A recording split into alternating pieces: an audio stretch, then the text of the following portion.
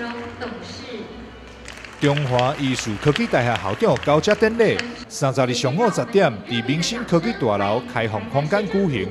活动遵守防疫规定，全程挂嘴安、人流管制以及座位距离有大。交接仪式伫华裔董事长郑启瑞干高之下完成。祝福同仁将印信递给现任校长，接下来进行印信交接。这是历史性的一刻，更是留下幸福之章。社林校长曾信超表示，伫校长任内7天，为学校争取多项计划补助，解决了学校济年饮水以及交通的问题。期待新任校长要持续督促努力。回首华医，至少我很有成就感的是，我们解决了华医2个沉疴了，一个是淹水，你们都可以见证的淹水。那我们三爷溪工程完成啊，当然要感谢市府啦、六合局。那现在几乎就不淹水了，这个是50几年来做不到的事情。第二个事情其实还没最后完成，我们华医出入的马路很小，非常小，但是我们争取了一条15米的大道，从仁德胜利路扩到华医。到志宏祠，跨过高架，跨过高速公路，到能和路，这一条如果完成呢，可以取代仁德交流道，变成南关线跟台南的很重要的干道。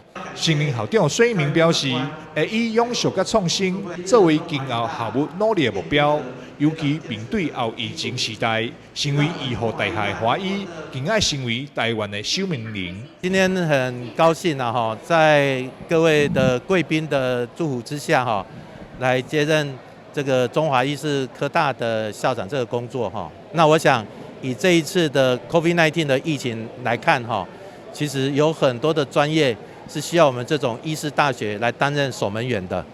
那我想我们学校有相关的科系，在这一次的活动中，应该都可以来做一个合作。那我也任重道远，我会好好的来做这个学校的各项特色的发展。那也把我们大学的社会责任好好的发挥。那也希望未来很多的产官学界都能够跟我们学校大家一起来合作，为我们中华医大，为我们国家的防疫或者在公共卫生方面等等贡献一力。华医董事长郑启瑞最后也用唱四句联的祝福方式，勉励新任校长孙一鸣持续带领学校发挥华医的精神。